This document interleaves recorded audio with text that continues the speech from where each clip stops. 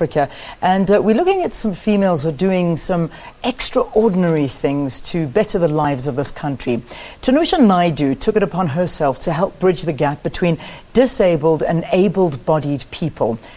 Born blind herself, she targets mostly companies to dispel ignorance and break down barriers in order to create unity in the workplace. Tunusha is in studio with us this morning. It's great to meet you, Tunusha. Thank you very, very much for coming in to chat to us. It's even greater to meet you, Leanne. Thank you. Thank you so much. So you have a company, it's called Able Consulting. It's abilities beyond life's expectations. That's what ABLE stands for.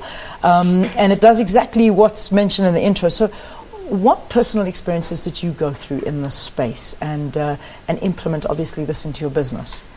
So the reason behind founding this company is my experiences that I've had regarding the ignorance that exists out there, the lack of education. People don't understand, we don't call it disability, we say differently abled, because we don't consider ourselves as being disabled. Yeah. So my story was that I applied for vehicle finance for my company. Not like I was going to drive the car, but it was a company vehicle. Yeah. So the finance was approved, the I-contract was done, and I had hassles with quite a few financial institutes. So the first one didn't work out, so the second one, they told me that it's fine if I sign with a thumbprint, because that was the whole problem.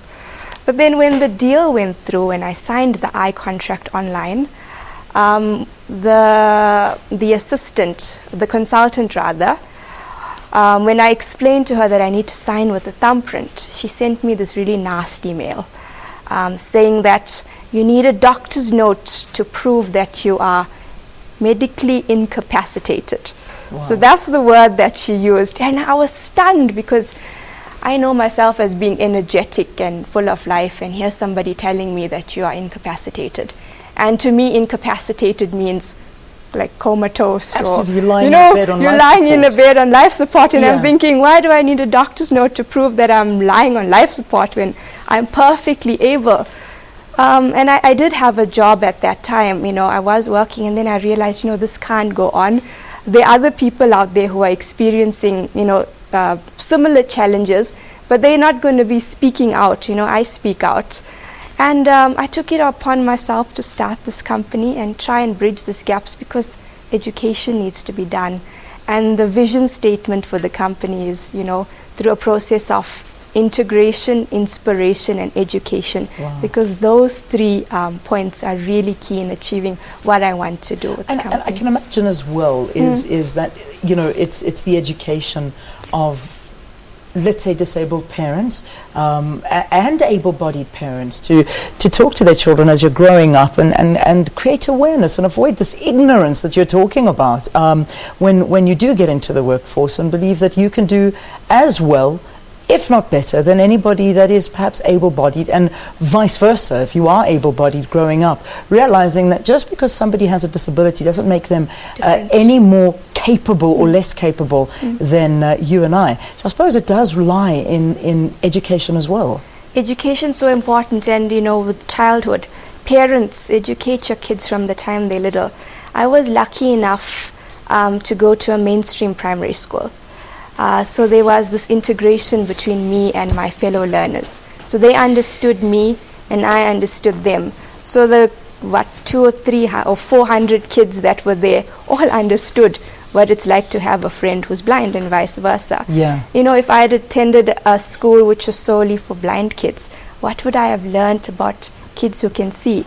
Because as difficult it is for able-bodied kids to integrate with disabled kids, it works both ways.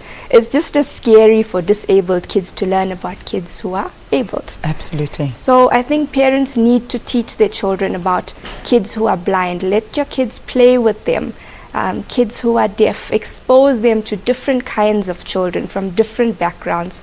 South Africa is all about diversity.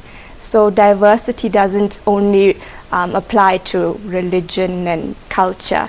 we're diverse in our abilities as well. Absolutely. I love the way you're saying that. Is that you shouldn't box people. No. You have to integrate them. Yes. If you don't integrate, you will never understand how a different person works or thinks, and that's the reality. How South Africa worked previously, because Exactly. everybody was boxed up. That's it. Nobody understood each other. Yeah.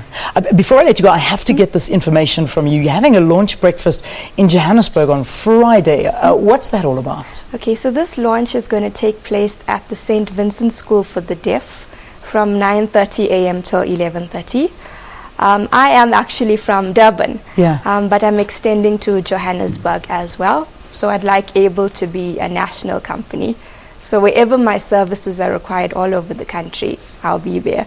So this is mainly to introduce the company to corporates from Johannesburg, and we're lucky enough to have quite a few big names who are attending, who are really interested in implementing, equity into their workforce. Fantastic. It sounds absolutely amazing.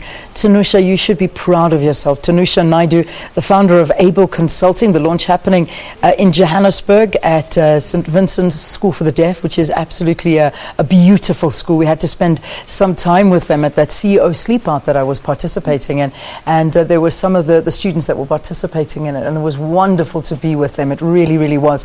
The info is there for if you'd like to email and get in touch with Tunusha. Thank you again for joining us on the program. Thank you so much for having me. Let's take a break. When we